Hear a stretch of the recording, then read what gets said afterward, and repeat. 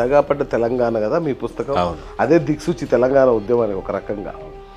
ఆ రోజుకి ఈ రోజుకి ఎంత మార్పు వచ్చింది అంటే మీరు అనుకున్న దానిలో కొంత పర్సెంట్ అయినా అయిందా? అంటే ఒక భౌగోళిక స్వరూపంతో కూడిన రాష్ట్రం అయితే వచ్చింది. నిజంగా చెప్పండి, ఈ 10 ఏళ్ళ పాలన నేనైతే ఒక సువర్ణ అధ్యాయం ఏమో అని అయితే నాకు ఒక చిన్న ఫీలింగ్ ఉంది. ఒక తెలంగాణ రాష్ట్ర సాధన, తెలంగాణ వచ్చిన తర్వాత మనం ఏం చేద్దాం అనుకున్నాం. ఏంటి సడన్గా ఇలా బాంబు పేల్చారు? అంటే ఇది వాస్తవంగా నేనేదో కొత్తగా నేనేదో సృష్టించి రైతు బంధు నిధులు ఆయనే తీసుకున్నాడు ఫస్ట్ రాగానే. అవును, 7,500 కోట్లు అయితే ట్రెజరీలో ఉండాలి కదా. 5వ తారీఖు కల్లా డబ్బులు మొత్తం కాజేసారు. నేనేదో ఆయనతో ఉన్నంత మాత్రాన నేను నెంబర్ 2 ఎట్లా అవుతా, నాకు సీఎం కావాలనే కోరిక లేదు, నేను ఎప్పుడు అన్నా అసలు అనలేదు అంటున్నాడు. 100 రోజుల్లో ఏ ఒక్క రోజు కూడా ఐఎన్పిఆర్ మంత్రిగా ఉంది. మళ్ళీ వీళ్ళే అన్నారు ఇంతకుముందు రాళ్ళతో కొట్టి చంపండి, ఉరేసి చంపండి ఎవరన్నా పార్టీ మారితే అని. వాళ్ళ భాష ఏందో, వాళ్ళ మాటలు ఏందో, వాళ్ళు అసలు మొన్న యాదగిరిగుట్టలో జరిగిన సంఘటన ఎట్లా చూస్తారే? అసలు మనం ఈ రాజయుగంలో ఉన్నామా అనే పరిస్థితి వస్తున్నది. బానిసకు ఒక బానిస అన్నట్టే ఉన్నది. ఏక్నాథ్ షిండే నెంబర్ 1 కూడా మీరు ప్రస్తావించారు. అంటే రేవంత్ రెడ్డి గారు కూడా అందులో ఉన్నాడు, బీజేపీతో టచ్లో ఉన్నాడు, ఆయనే అయ్యే అవకాశం ఉందని కూడా ఒక మాట అన్నారు. మొత్తంగా నలుగురు మధ్య నడుస్తుంటుంది, ఇది 4 స్తంభాల ఆట నడుస్తుంటుంది. కాళేశ్వరం విషయంలో కాంగ్రెస్ వైఖరి కరెక్టే అంటారా? ఈ ప్రభుత్వం చేస్తున్నటువంటి ఏదైతే అనేక రకాలైనటువంటి టైంపాస్ కార్యక్రమాలు ఉన్నాయో,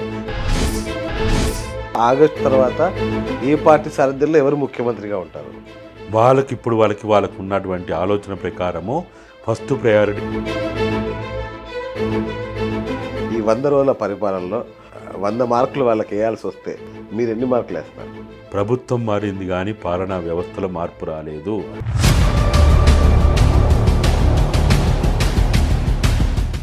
hi viewers, welcome to BS talk show. నేను మీ బుర్రా శ్రీనివాస్.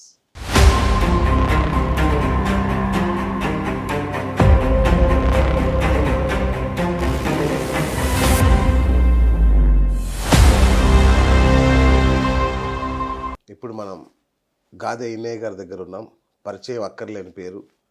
తెలంగాణ మలిదశ ఉద్యమ సేనాని, సామాజిక విశ్లేషకులు, అలాగే అనాథల హక్కుల కోసం ఎన్నో ఏళ్ళుగా పోరాడుతున్న వ్యక్తి.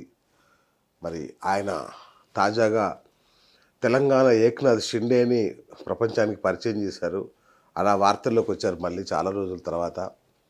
మరి ఆ ఏక్నాథ్ షిండేలు ఎందుకు అంటే ఆయనకి కాంగ్రెస్ ప్రభుత్వం ఏదో పదవి ఇవ్వబోతుంది అనుకునే టైంలోనే ఆ పార్టీ మీదనే, ఆ ప్రభుత్వం మీదనే బాంబు వేశారు. ఎందుకు వేశారు, దీని వెనుక మర్మం ఏంటి తెలుసుకునే ప్రయత్నం చేద్దాం. సార్ నమస్తే. ఏంటి సార్, ఎలా ఉన్నారు? ఆశ్రమం ఎలా ఉంది? అద్భుతం. అంటే మిమ్మల్ని చూసినప్పుడల్లా ఇన్స్పైర్ అవుతుంటాం మేము. చాలా గొప్ప సేవా కార్యక్రమాలు. అంటే ఒక చెగువేరేలాగా, అంటే దాన్ని ఏమంటారు, విశ్వాసంలోనే అవిశ్వాసమా ఏదో అంటారు కదా. అంటే తెలంగాణ ఉద్యమాన్ని నిర్మించింది మీరు, దాని నుంచి బయటకు వచ్చారు, బయట విడిగా పోరాటం చేశారు, మళ్ళీ బీఆర్ఎస్ మీదనే పోరాటం చేశారు, మళ్ళీ కాంగ్రెస్ని తెప్పించారు, ఇప్పుడు కాంగ్రెస్ మీద పోరాటం మొదలుపెట్టారు. ఏంటి సీక్వెన్స్ ఇదంతా? అయితే తెలంగాణ రాష్ట్ర సాధన ఉద్యమం అనేది ఒక పవిత్రమైన లక్ష్యంతో కూడుకున్నటువంటి ఉద్యమం. ఇదేదో ఆషామాషిగా ఏదో రొటీన్ ఎన్నికలు జరిగినట్టు 5 ఏళ్ళకు ఒకసారి ఎన్నికలు, లేకపోతే పార్టీలకు సంబంధించినటువంటి మేనిఫెస్టోలు ఏర్పాటు చేసుకున్నట్టు కాదు ఇది. ఎందుకంటే పార్టీల మేనిఫెస్టోలు ఎట్లుంటాయో మనకు తెలుసు. అనేక రకాలైనటువంటి ఊహాజనితంగా ఉంటాయి, అశాస్త్రీయంగా ఉంటాయి, ఏమాత్రం కూడా వాస్తవికతకు దగ్గరగా లేకుండా. ఇప్పుడు చూస్తున్నాం కదా వాళ్ళు ఇచ్చేటువంటి పథకాలు, హామీలు, అసలు వాడి బడ్జెట్ ఎంత ఉందో తెలియదు, అప్పులు ఎంత ఉందో తెలియదు, పరిపాలన ఏం చేయాలో తెలియదు. ముబ్బడిగా వాళ్ళు ఏది పడితే అది మీ అసలు ఇంకా మీరు ఏం పని చేయాల్సిన అవసరం లేదు. అదే కదా, మీరు ఇళ్ళల్లో కూర్చోండి, జేబులో మీకు డబ్బులు అన్నీ పెట్టి వచ్చేస్తాయి. మీకు అవును మీకు కావాల్సినటువంటి సమస్త ఆ, అన్నీ మీకు వచ్చేస్తాయి. ఆఖరికి ఎక్కడికి పోయిండు, మీ బిడ్డలకి మీరు పెళ్ళిళ్ళు చేయడానికి కూడా మీరు ఏమాత్రం బాధపడాల్సిన, రందిపడాల్సిన, కష్టపడాల్సిన అవసరం లేదు. అన్నిటికీ మేమే ఉన్నాం. మేము కళ్యాణ లక్ష్మిలు ఇస్తాం, రోషనీలు ఇస్తాం, ఇప్పుడు పైగా ఇక తులం బంగారం కూడా అట. ఇట్లా అయిపోయినటువంటి కాలము ఈ ఒకటి మనం చూస్తూ ఉన్నాం. కానీ తెలంగాణ ఉద్యమం అనేది భారతదేశ చరిత్రలో ఎట్లనైతే ఒకనాడు బ్రిటిష్ కాలంలో భారతదేశం మొత్తంలో ఉన్నటువంటి సుమారు 560 పైగా ఉన్నటువంటి సంస్థానాల్లో పాగా వేసినప్పటికీ ఇక్కడ పాగా వేయలేకపోయారు. 13 సార్లు దండయాత్ర చేసినా కానీ తెలంగాణలో వాళ్ళు కనీసం ఏదో కొన్ని కంటోన్మెంట్ పెట్టుకోగలిగిన కానీ పరిపాలన చేయలేకపోయారు. అటువంటి తెలంగాణ గడ్డ వీళ్ళ యొక్క పోరాటాల ద్వారా, వీళ్ళ యొక్క అనేక రకాలైనటువంటి త్యాగాల ఫలితంగా నిజామీకరించి వెళ్ళిపోయాడు. ఇదంతా మనం చూసినాం. ఒకనాడు నిజాం కాలంలో కానీ దానికి ముందు కానీ ఇతర దేశాలకు అప్పులిచ్చిన గడ్డ ఇది. కరెక్ట్. మరి అటువంటి పవిత్రమైనటువంటి గడ్డ 53లో మీకు తెలుసు ఇది ఒక స్వరాష్ట్రం. ఇది అంతేగా 53లో హైదరాబాద్ స్టేట్. ఇది ఒక స్వరాష్ట్రంగా ఉన్నటువంటి ఒక పవిత్రమైనటువంటి అత్యంత వనరులు కలిగినటువంటి అన్ని రకాలైనటువంటి సంపద అసలు కలిగినటువంటి దాన్ని 56లో కుట్రపూరితంగా, మోసపూరితంగా వాళ్ళు వచ్చిండ్రు. ఏదో ఒప్పందాలు అన్నారు, అవన్నారు, ఇవన్నారు. ఏదో ఆ రోజున్న భాషా ప్రయుక్త రాష్ట్రాలు అనే ఒక డైలాగ్ తోటి ఆ రోజు ఆ విధంగా అయింది. సరే, అది అయిన తర్వాత చివరికి మళ్ళా తెలంగాణ రాష్ట్రాన్ని సాధన కోసం 69 అయింది. మళ్ళా 96, 97 నుంచి మొదలుకుంటే సుదీర్ఘకాలం జరిగి చివరికి సాగరహారం, మిలియన్ మార్చు, వంట వార్పులు, అనేక రకాల సకలజనుల సమ్మె అన్ని ఫలితంగా మొత్తానికి 2014 ఫిబ్రవరి మార్చిలో తెలంగాణ అనేది ఏర్పడ్డది. మనందరి కళ స్వప్న నెరవేరింది. భారతదేశ చిత్రపటంలో 29వ రాష్ట్రంగా తెలంగాణ భౌగోళిక స్వరూపం అసలు చూడగలమా, చూస్తామా, ఈ భూమండలం ఉన్నంత కాలం అది సాధ్యమైద్దా అనుకున్నటువంటి దశ నుంచి సాధ్యం చేసినాం. అది అయిన తర్వాత తెలంగాణ రాష్ట్ర సాధన కోసం ఒక పార్టీ ద్వారా, పార్లమెంటరీ పద్ధతి ద్వారా ఆర్టికల్ 3 ప్రకారము రాష్ట్రాల ఏర్పాటు ప్రక్రియ పూర్తి చేసుకోవాలని 2001లో టీఆర్ఎస్ పార్టీ ఇదే గులాబీ జెండాని రెపరెపలాడించుకుంటూ ఈ పక్కనే ఉన్న జలదృశ్యంలో కొండ లక్ష్మణ్ బాపూజీ గారు ఇచ్చినటువంటి ఆ స్థలములో మీరందరు కనుక చూడంగానే మీడియా సాక్షిగా ఏర్పాటు చేసినాం. ఆ రోజు చెప్పినాం. మేము ఏమని చెప్పినాం?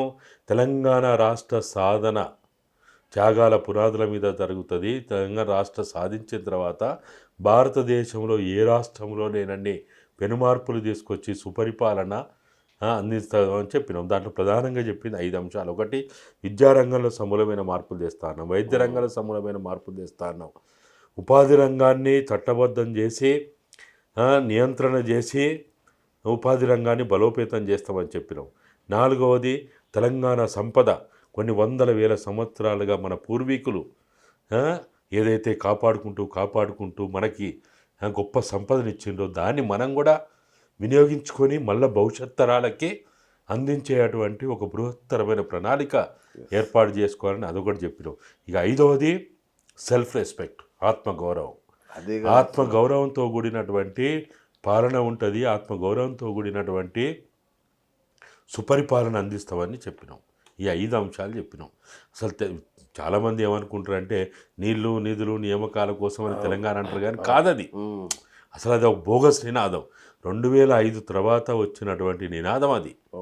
పాలకుల అవసరం కోసం, వాళ్ళ యొక్క మనుగడ కోసం, ప్రజల కనీస అవసరాలను పక్కదారి పట్టియడం కోసం తెచ్చినటువంటి నినాదం.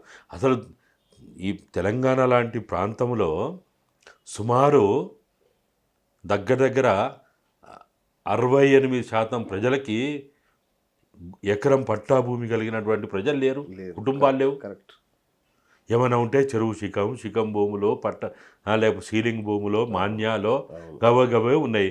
ఆదివాసీ ప్రాంతాలు మొత్తం పోడు భూములేనా, పట్టాలు ఎక్కడున్నాయి ఇక్కడ.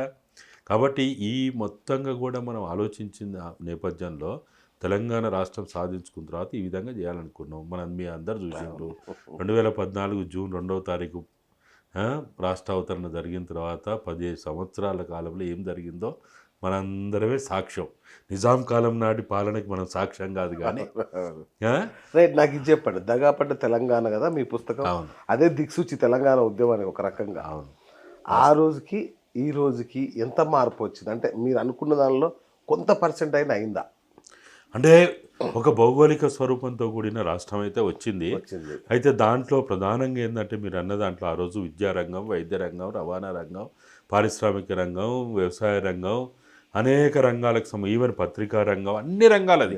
ఐఏఎస్ ఐపీఎస్లు మొదలుకొని మొత్తంగా కూడా జ్యుడిషియరీ ఆ రోజు ఉమ్మడి ఆంధ్రప్రదేశ్లో హైకోర్టు ఉన్నప్పుడు హైకోర్టులో కూడా తెలంగాణ వాళ్ళ జడ్జిలు ఎంతమంది ఉన్నారనే కానీ మొదలు పెడితే మొత్తం కాంట్రాక్టర్లు, మీడియా అన్నీ డేటా తీసి ప్రజల ముందు పెట్టాం. ఆ రోజు 1998లో ఈ తెలంగాణకు సంబంధించినటువంటి మీరు అన్న దగాబడ్డ తెలంగాణ అసెంబ్లీ సాక్షిగా అక్కడ చర్చకు ప్రవేశపెట్టినప్పుడు అప్పుడు ఆ రోజుల్లో ఇది ఒక బైబిల్గా, ఒక ఖురాన్గా, ఒక భగవద్గీతగా ప్రాచుర్యం పొందింది.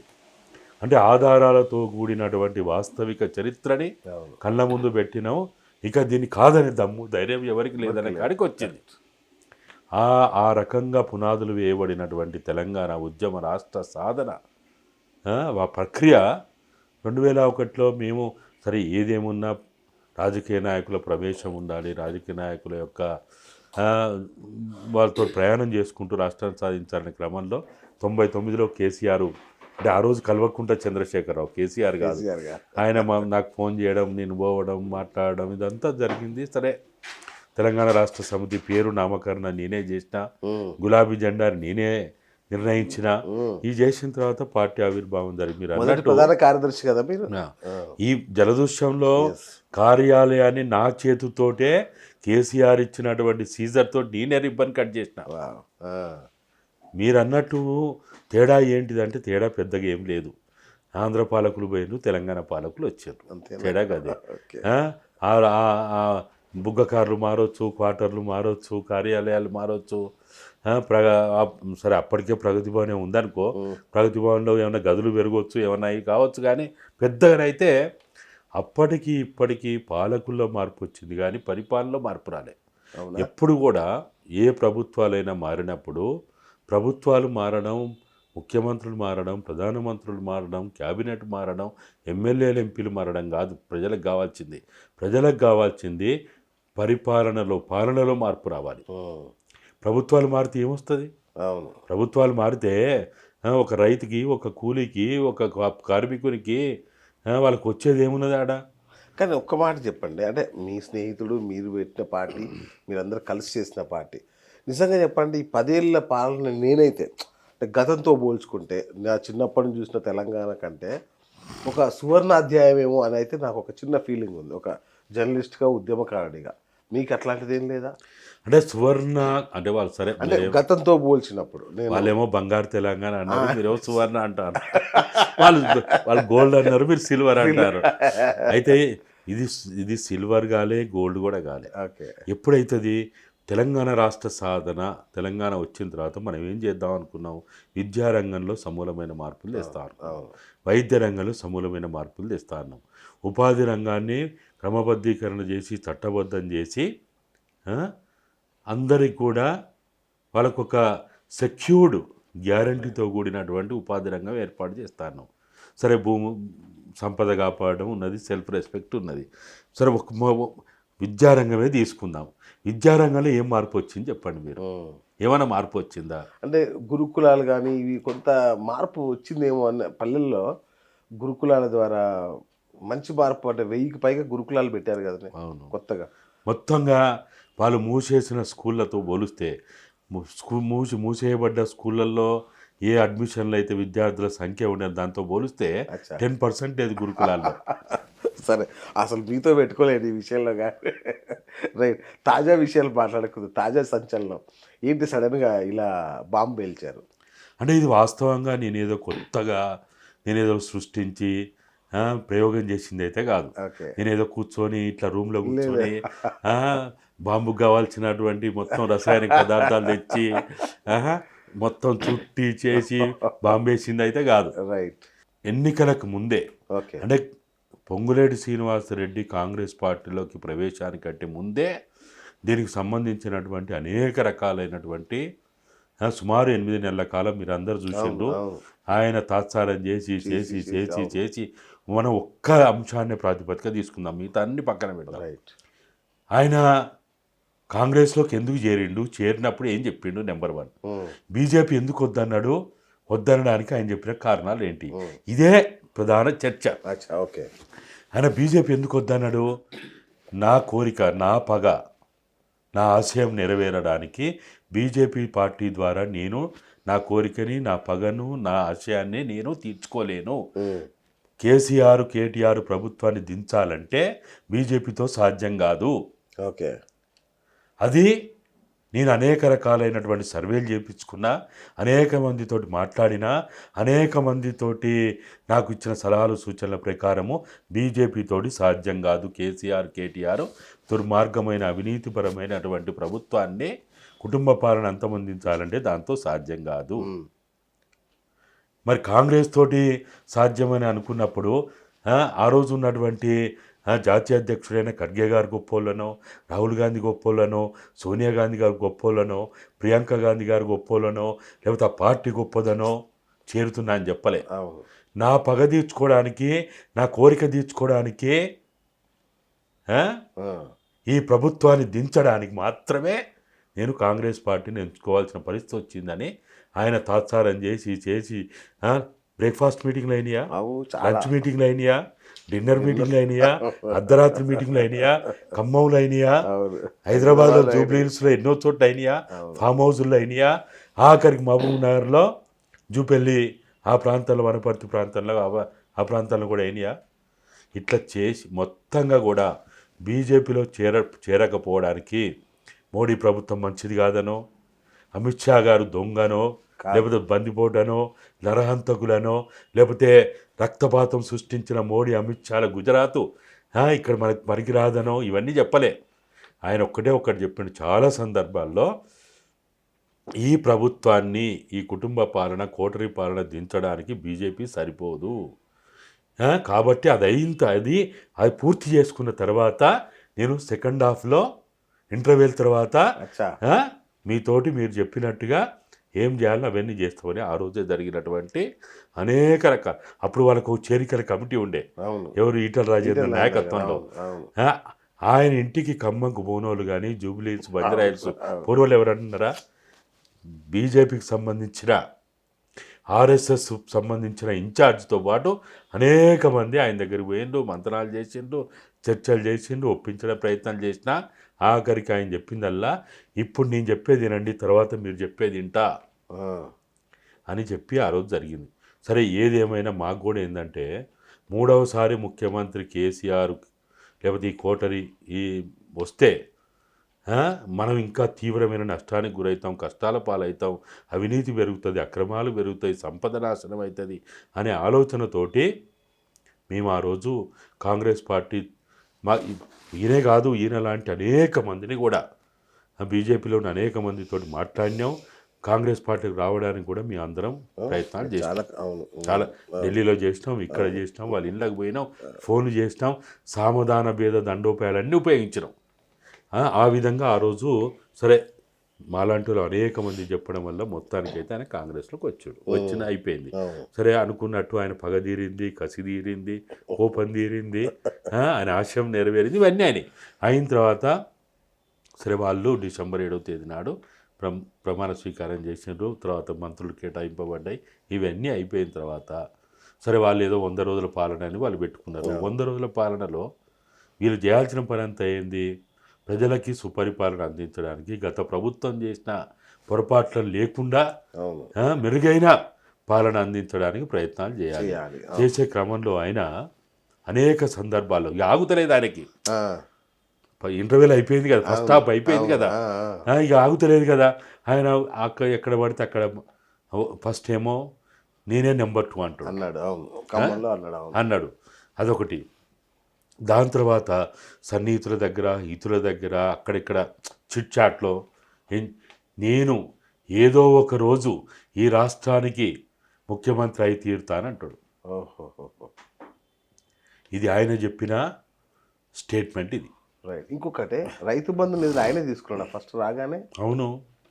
కరెక్టేనా అది? ఇప్పుడు మనకి వాస్తవంగా ఎప్పుడు మన పోలింగ్ కంటే ఒకరోజు ముందు అంటే నవంబరు 27వ తారీఖు నాడు ఏదో గందరగోళమై ఈసీ ఒక నిర్ణయం తీసుకొని ఆపేసి డబ్బులు అయితే ఉన్నాయి కదా, 750 కోట్లు ఉండాలి. 7,500 కోట్లు అయితే ట్రెజరీలో ఉండాలి కదా. రెడీ ఉంటేనే కదా తెల్లారితే టింగ టింగ టింగ డబ్బులు పడిపోతే మూత మోగుతుందని హరీష్ ప్రకటన చేసే కదా. డబ్బు లేకుండా చేయలేడు కదా. చేసిండు. సరే ఏదో అయిపోయింది, కంప్లైంట్ ఇచ్చారు, ప్రజలు కూడా సరేలే పోనీలే అనుకున్నారు. అయిపోగానే మాకు డబ్బులు వస్తాయని ఎదురు చూసాను. డబ్బులు వస్తాయి, 15,000 వస్తాయని ఎదురు చూసాను. సరే ఏమైంది, ఫలితాలు వచ్చిన 3వ తారీఖు నుంచే ఒకవైపు ఏమో అక్కడ ఏదో హోటల్లో క్యాంప్ పెట్టిండ్రు, ఇంకోవైపు ఏమో ఎవరికి వాడు దోసుకున్న కాడికి దాచుకుందామనే పద్ధతిలో వాళ్ళు ఎవరికి వాడు ప్లాన్లు వేసుకుంటూ కూర్చున్నారు. కూర్చొని ఎక్కడిది మూడు వాళ్ళు ప్రమాణ స్వీకారం 7వ తారీఖు 9 అనుకున్నారు, ముందే చేసుకున్నారు. 3, 4 తారీఖు 5వ తారీఖు కల్లా డబ్బులు మొత్తం కాజేసారు. ఎవడు దొంగ లెక్క, పందికొక్కు లెక్క ఎవరికి అందిన కాడికి వాడు వీనోనికి ఇన్ని, వానోనికి ఇన్ని, వానోనికి ఇన్ని మొత్తంగా చేసి దగ్గర సుమారు 4,700 కోట్లేమో కాజేసారు. అయిపోయిందా? అట్లా చేస్తుంది. అయిపోయిన తర్వాత ప్రభుత్వం వచ్చిన తర్వాత మీరు చెప్పినటువంటి అనేక రకాల గ్యారంటీలు అయితేంది, డిక్లరేషన్లు అయితేంది, ఇంకా ఇతరత్ర ఏదైతేంది వాటి గురించి సరే తర్వాత అసెంబ్లీలో ఏదో పెట్టిండ్రు, వాళ్ళు ఏదో శ్వేతపత్రం అన్నారు, అప్పుల పాలైనటువంటి రాష్ట్రాన్ని ప్రజలకు చెప్పాలనుకున్నారు, చెప్పిండ్రు, అవన్నీ జరిగినాయి. లంకె బిందెలు అనుకుంటే ఖాళీ బిందెలు మాకు కనపడుతున్నాయి అని చెప్పిండ్రు. సరే అయింది. ఇక్కడ మేము ప్రధానంగా మాట్లాడే విషయం ఈ కాంటెస్ట్లో ఏంటంటే పొంగులేటి శ్రీనివాసరెడ్డి ఏదైతే గతంలో ఆయనకి బీజేపీ తోటి జరిగిన అనేక రకాల రహస్యం అనుకోండి, బహిరంగం అనుకోండి, రాష్ట్ర నాయకత్వంతో అనుకోండి, ఢిల్లీ నాయకత్వంతో అనుకోండి, లేకపోతే ఆర్ఎస్ఎస్ నాగపూర్ వాళ్ళతో అయితే ఏదైనా కానీ ఆయన స్వేచ్ఛ ఆయనకు ఉంటుంది. ఆయనకి బీజేపీలో పోవడానికి ఉంటుంది, కాంగ్రెస్లో పోవడానికి ఉంటుంది, ఎక్కడ పోవడానికని ఉంటుంది. మీరు ఒకసారి కాంగ్రెస్లోకి వచ్చి ప్రభుత్వం వచ్చి సుపరిపాలన అందించడానికి మీరు రాజ్యాంగబద్ధంగా చట్టబద్ధంగా ప్రమాణం చేసిన తర్వాత మీరు చేయాల్సిన పని అసలు మన చట్టాల ప్రకారము ఎక్కడ కూడా నెంబర్ 2 అనేది లేదు. ఒక ముఖ్యమంత్రి ఉంటాడు, క్యాబినెట్ ఉంటుంది. నెంబర్ 2లు నెంబర్ 3లు ఇదంతా మీడియా సృష్టి, లేకపోతే ఎవరికి పడితే వాడు అనుకోవడము. ఈటల రాజేందర్ నెంబర్ 2 ఎట్లయితాడు? లేకపోతే ఇంకో ప్రభుత్వం అప్పుడు నెంబర్ 2 ఎక్కడిది? ఈ నెంబర్ 2లు నెంబర్ 3లు నెంబర్ 4లు ఏముండవు. దేవేంద్ర గౌడ్ ఉండేవాడు అప్పుడు ఉండేది. ఇవన్నీ కూడా ఉత్తగా మాట్లాడుకునేటువంటి మాటలు. అయితే ఈయన అనవసరంగా ఆయన మీడియా ముందు మాట్లాడుతావు, పక్కన మాట్లాడుతావు, ఎదురుగా మాట్లాడుతావు, సాటుగా మాట్లాడుతావు, ఇవన్నీ మాట్లాడడం ఒకవైపు అయితే బయట ఏదైతే ఆయన రహస్యంగా మంత్రాలు చేస్తూ ఉన్నాడో ఇంకా కూడా చేసే క్రమంలోనే ఏ ఆధారాలు లేకుండా, ఏ రకమైనటువంటి సమాచారం లేకుండా లక్ష్మణ్ గారు ఈ రాష్ట్రానికి అధ్యక్షునిగా చాలా ఏళ్ళు పనిచేసిండు, ఓబీసీ చైర్మన్గా ఉన్నాడు, రాజ్యసభ సభ్యునిగా ఉన్నాడు, ఢిల్లీ స్థాయిలో ఆయన ఫుల్ ఫ్లెడ్జ్డ్ కనెక్షన్స్లో ఉన్నాడు. ఉన్నటువంటి వ్యక్తి ఆయన కానీ ఇంకా మాకు పరిచయం ఉన్నటువంటి ఆర్ఎస్ఎస్ బీజేపీ వాళ్ళు కానీ మాకు అందించిన సమాచారం ప్రకారము పార్లమెంట్ ఎన్నికల తర్వాత మోడీ అమిత్ షాల పాలన మళ్ళా 3వసారి ముచ్చటగా ముద్దుగా ఏర్పడితే ఈ రాష్ట్రంలో అతి తొందరలో కొద్ది రోజుల్లో ఇక్కడ కాంగ్రెస్ ప్రభుత్వం ఉండదని బాహటంగా మాట్లాడుతున్నటువంటి సిచ్యువేషన్లో ఏ ధైర్యంతో, ఏ నమ్మకంతో మాట్లాడతారు వాళ్ళు? అదొక విషయం.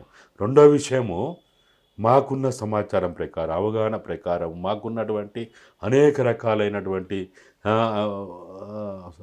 ఏదైతే వ్యక్తుల ద్వారా, మాకు పరిచయాల ద్వారా మీరు ఎక్కడ ఎంక్వైరీ చేసినా మాకు అదే సమాచారం వస్తున్నది. అవునా? ఆ, ఢిల్లీ మాట్లాడినా ఇంకోది మాట్లాడినా ఏ నాయకుని ఇక్కడ ఈ తెలంగాణ నాయకత్వానికి పెద్దగా తెలియదు అనుకో. అవును. మిగతా ఎవరెవరు అయితే ఉన్నారో వాళ్ళందరూ అవును ఎట్లుంటుంది ఉంటుందా మీకు తెలియదా? 10 ఏళ్లలో ఎన్ని రాష్ట్ర ప్రభుత్వాలు ఏమైనా మీరు చూస్తలేరా? 16 16 ఇచ్చారు. అంటే అసలు మనం ఆశ్చర్యపోయేటువంటి విషయాలు వాళ్ళు చెప్తా ఉంటే ఇంకా సరే మనం కూడా ఏంటంటే ఎన్నికలకు ముందు మాట్లాడొద్దని అప్పుడు ఊరుకున్నాం. 100 రోజుల పాలన అన్నారు, 100 రోజులు మనం మాట్లాడొద్దు బాగుండదని అప్పుడు ఆగినాం. ఇక 100 రోజులు ఆగిన తర్వాత ఇక ఆగితే మన పెద్దలు అంటారు కదా, నేరమే అధికారమే నేరస్తులు చేస్తుంటే నోరుండి ఊరక కూర్చున్న ప్రతివాడు నేరస్తుడైతాడు. మంచివాడి మౌనం కూడా ప్రమాదం అంటారు. కాబట్టి వీటన్నిటిని దృష్టిలో పెట్టుకున్నప్పుడు వాస్తవాలు మనం చెప్పేదల్లా కూడా ఏంటంటే 3వసారి ముచ్చటగా ముద్దుగా మోడీ అమిత్ షాల పాలన వస్తేనే ఈ ప్రయోగం అమలవుతుంది.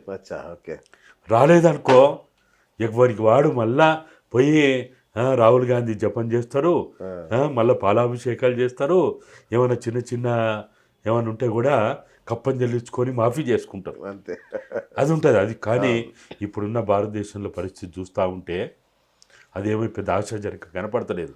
ఒక్కొక్క ముఖ్యమంత్రి పోయి జైలు పాలవుతూ ఉంటే జార్ఖండ్ అట్లా అయిపోయా, ఢిల్లీ అట్లా అయిపోయా, ఈ వారం 10 రోజుల్లో తమిళనాడులో కూడా ఏదో జరగబోతుందని నిన్న నోటీసులు ఇచ్చిన తర్వాత ఆడ కూడా ఏదో కనపడతా ఉన్నది, బెంగాల్ అట్లా కనపడతా ఉంది, ఇంకేమున్నది ఆడ.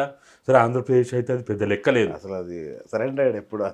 ఒక జేబులో ఈ 3 పార్టీలు ఉన్నాయి, ఒక జేబులో ఈ పార్టీ ఉన్నది, ఏమున్నది ఆడ. ప్రతిపక్ష పార్టీలో ఒక జేబులో ఉన్నాయి, అధికార పార్టీ ఒక జేబులో ఉన్నది, ఇంకా పెద్ద చెప్పుకోదగ్గది ఏం లేదు. ఇక భారతదేశంలో ఇంకేమున్నాయడా, ఇంకెక్కడన్నా ఏమైనా ఉన్నదా? హిమాచల్ ఉంటే మనం చూసినాం ఏమైందో. కర్ణాటక కూడా నెక్స్ట్ ఉందంటే టార్గెట్, కర్ణాటక కూడా లేపేస్తారు. కర్ణాటక అసలు పెద్ద వాళ్ళకి నీళ్ళు తాగినట్టే, అది పెద్ద విషయమే కాదు. తెలంగాణ వాళ్ళకి పెద్ద, ఎందుకంటే తెలంగాణలో ప్రజల తిరుగుబాటు ఏమన్నా వస్తుందా, ప్రజల నుంచి ఏమన్నా సీరియస్గా వ్యతిరేకత వస్తుందా అని భయపడుతున్నారు. లేకపోతే వీళ్ళని ఆడుకోవడం పెద్ద పైన మోడీ అమిత్ ఎంత బలహీన ప్రభుత్వం మరి పెద్ద విషయం కాదు. అందరి మీద కేసులు ఏముండే, ముఖ్యమంత్రి మీద ఓటు కేసు ఉండే, మిగతా వాళ్ళ మీద అందరు బిజినెస్ మ్యాన్లే. ఇప్పుడు పొంగులేటి శ్రీనివాసరెడ్డి ఉన్నాడు, 1000 కోట్ల బిజినెస్ దారుడు, కోమటిరెడ్డి ఉన్నాడు, ఆయన బిజినెస్ దారుడే. ఇంకా ఇప్పుడు ఇట్లా చెప్పుకుంటా పోతే అందరూ వాళ్ళేనా, ఇంకేమున్నదాడా. కాబట్టి వీళ్ళని లొంగ తీసుకోవడము, లోపరుచుకోవడము, వీళ్ళని వాళ్ళ గాడి కాడ కట్టేసుకోవడం పెద్ద పని కాదు. కానీ మన బాధ్యత ఏంటిది? ప్రజాస్వామ్యం బతికుండాలన్నా వద్దా, రాజ్యాంగం ఉండాలన్నా వద్దా? మరి ఇట్లా వీళ్ళు ఒక్కొక్కరిని చంపుకుంటూ పోతూ ఉంటే, బొంద పెడుతూ పోతుంటే, ఇక సరే భారతదేశం బ్రిటిష్ వాడికే ఇక్కడ ఈ గడ్డ మీద కాలు పెట్టాలంటే సాధ్యం కాలే. ఇది మొత్తం సౌత్ ఇండియాలో కూడా, కర్ణాటకలో అసలు ఒకప్పుడు చెప్పాలంటే వాజ్పేయి అద్వానీలు ఓడిపోయినప్పుడు కూడా భారతదేశంలో బీజేపీకి 2 సీట్లు ఇచ్చినప్పుడు కూడా ఈ తెలంగాణలో హన్మకొండ సీటు గెలిచిండు, జంగారెడ్డి గారు గెలిచిండ్రు. అంటే ఇక్కడ వాళ్ళకి అంత బలం ఉందనుకున్న కాడ, క్యాడర్ ఉందనుకున్న కాడ, ఆర్ఎస్ఎస్ పరంగా చూసినా, బీజేపీ పరంగా చూసినా వాళ్ళకున్న అనేక రకాల ఉన్నాయి కదా, ఏది సంస్థలు, ఆర్గనైజేషన్స్, అనేక పరిషత్తులు ఏవేవో ఉన్నాయి కదా, వాటన్నిటి పరంగా చూసినా ఇక్కడ ఉన్నంత ఓల్డ్ టైమర్స్ ఎక్కడ లేరు. అయినప్పటికీ మరి ఇక్కడ పాగా వేయలేకపోతున్నారు అని చాలా వాళ్ళు కుమిలి బాధతో ఉన్నారు. అవకాశం వచ్చింది ఇక వదులుకోవద్దని వాళ్ళు ఒక నిర్ణయానికి వచ్చి ఇక వాళ్ళు ఎప్పుడా అని ఎదురు చూసుకుంటా కూర్చున్నారు. ఇంత ప్రమాదం పొంచి ఉన్న సమయంలో మనకేం పట్టనట్టుంటే నిజంగా అది చాలా పెద్ద నేరం అవుతుంది. ఆ ఉద్దేశంతో మాత్రమే ఇప్పుడు ఇక్కడనేమో నా పొంగులేటి మీద నాకేమీ గెట్టు పంచాయతీ లేదు, లేకపోతే వ్యాపార పంచాయతీ లేవు, లేకపోతే ఇంకా ఎక్కడ కూడా మీకు ఎవరితో ఏమి లేదు. మాకు ఏముంటుంది ఆడ, కావాలి అని కోరుకుంటే శత్రువులు అవుతారు, కానీ మీరు ఏది వద్దనుకుంటే ఏముంటుంది అక్కడ, ఏమి లేదు కదా. కాదు, మీకు మంచి పదవి ఏదో ఇస్తామనుకున్న టైంలో మరి ఇట్లా అంటే మీకు పదవి రాకుండా పోద్దేమో. అంటే వాస్తవంగా చెప్పాలంటే నేను ఎప్పుడు కూడా పదవులు కేసీఆర్ కూడా చాలాసార్లు ఇస్తానన్నాడు. అవును. 2014 ప్రభుత్వం ఏర్పడిన తర్వాత ఆయన చాలాసార్లు చాలా రకాలుగా చాలా మందితోటి ఒత్తిడి తీసుకొచ్చిండు, ఏమేమో చేసిండు. ఆఖరికి మా కుటుంబ సభ్యులతోటి కూడా ఒత్తిడి తెచ్చిండు. మా కూతురు భార్యతోటి కూడా శోభదిన కానీ ఆయన వేరే హరీష్ ఇతర వీళ్ళంతా కూడా చేసిన. అయితే నా ఉద్దేశం నేనేదో గొప్పనో లేకపోతే పెద్ద పిడుగునో పోటుగానో అని కాదు. నేను ఒక సామాన్య జీవితం జీవించదలుచుకున్నా. ఏదో నాకు చేతనైన పని చేసుకుంటూ పోవాలనే ఆలోచనలో ఉన్నోని నేను దాదాపుగా 1975-77లోనే నాకు అంతో ఇంతో వచ్చినప్పుడే నేను ఒక నిర్ణయం తీసుకున్నా. నేను నా భవిష్యత్తు, నా జీవితాన్ని, నా ప్రయాణాన్ని ఒక సాదాసీదా జీవితం జీవించాలి.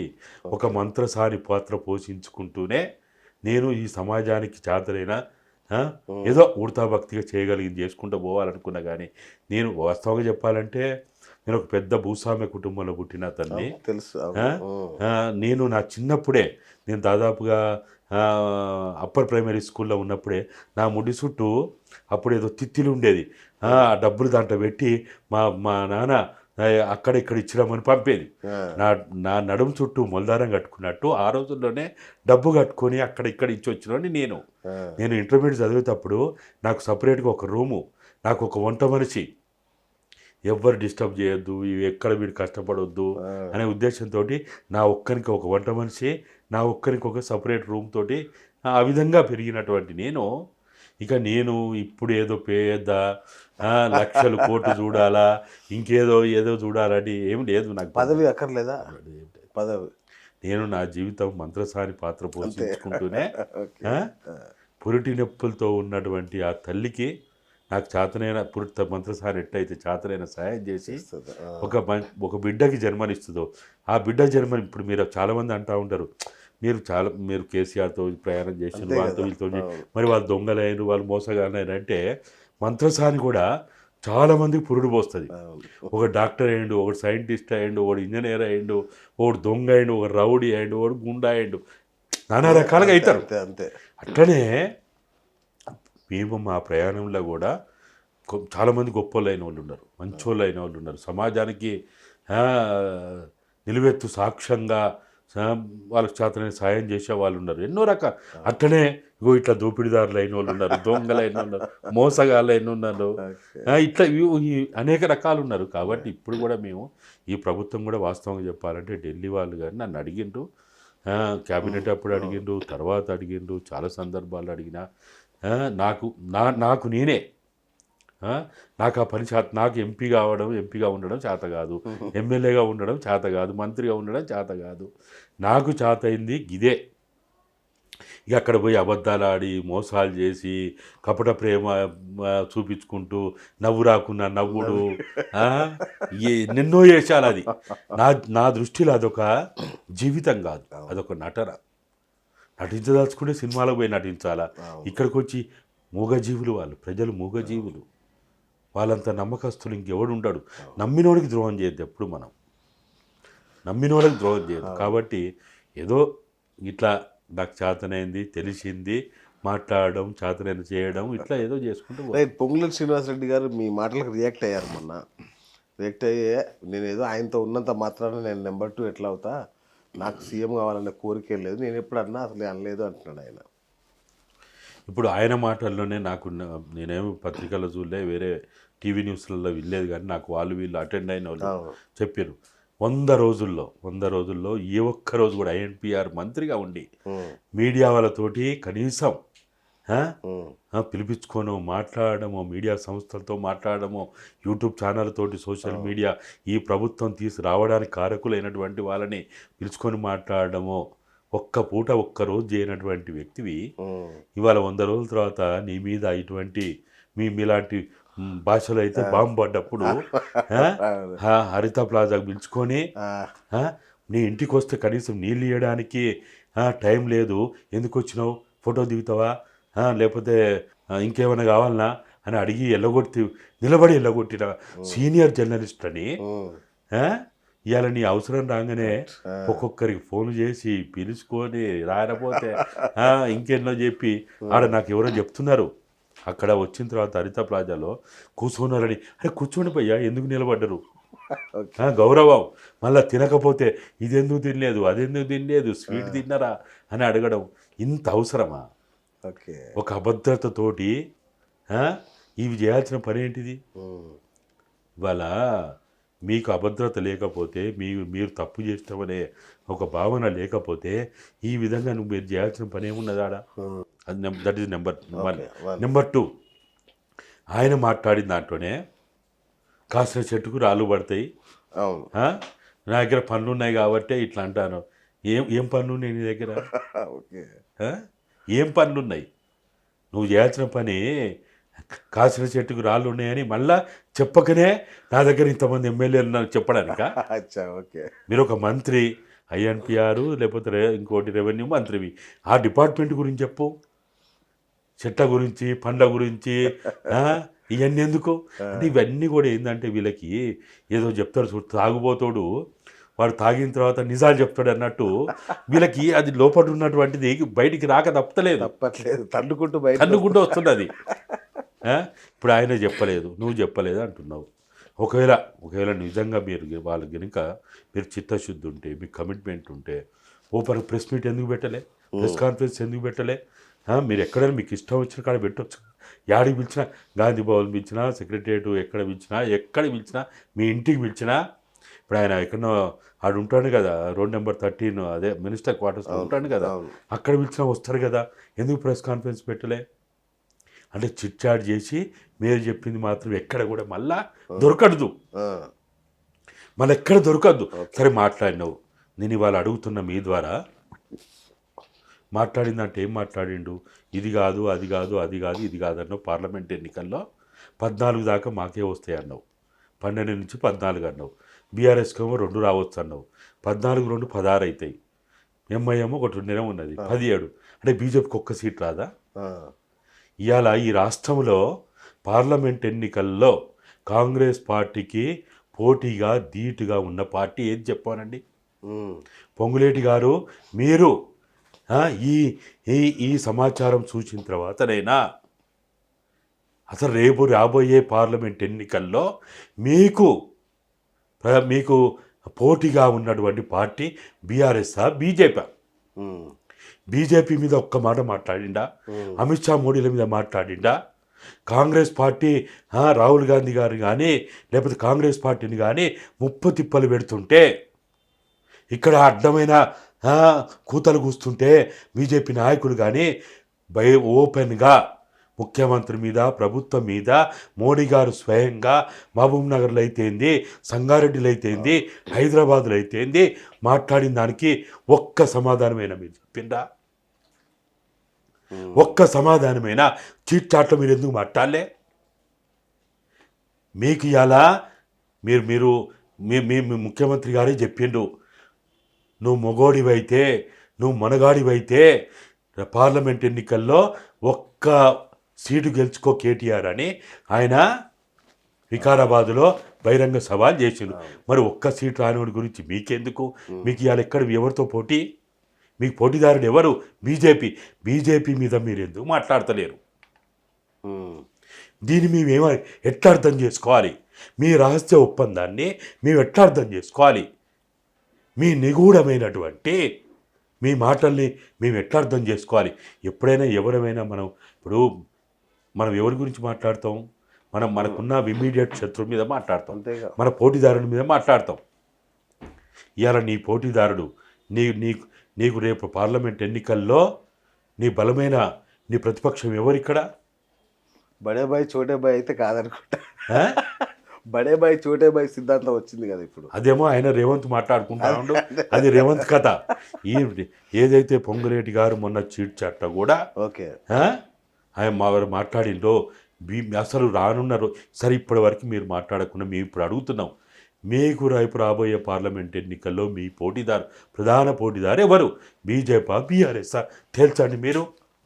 ఒకవేళ బీజేపీ అయితే బీజేపీ మీద మీ వైఖరి ఏంటిది? అమిత్ షా మోడీల మీద వైఖరి ఏంటిది? అరే ఈ రోజు వరకు కాంగ్రెస్ పార్టీ జాతీయ స్థాయిలో ఉన్నటువంటి కాంగ్రెస్ పార్టీ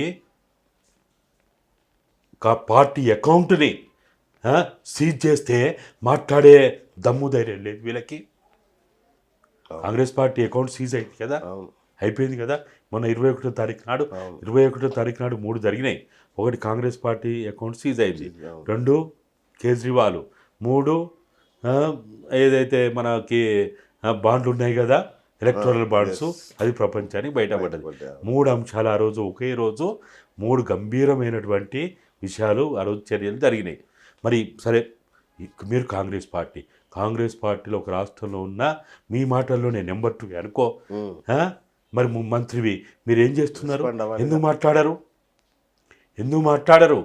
కవిత గురించి మాట్లాడుతావు, కేసీఆర్ గురించి మాట్లాడుతావు, ఇంకెవరెవరో గురించి మాట్లాడుతావు కదా, ఎందుకు మాట్లాడరు మీరు? కాంగ్రెస్లో ఉన్న అందరూ వాళ్ళ గురించే మాట్లాడతారు. ఇక బీజేపీ గురించి ఎప్పుడు మాట్లాడంగా ఎందుకు మాట్లాడతలేరు? మీకు పోటీదారు ఎవరో చెప్పండి.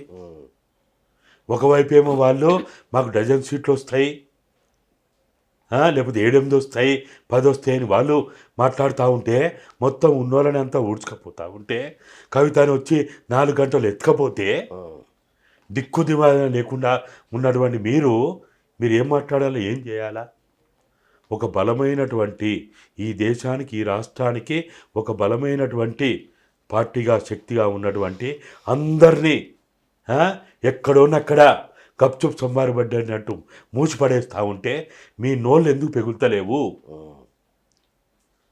మీ కన్న కనపడతలేదా? ఇది కాంగ్రెస్ పార్టీ జాతీయ స్థాయి అకౌంట్ సీజ్ చేసినా మీకేం మాట్లాడరా?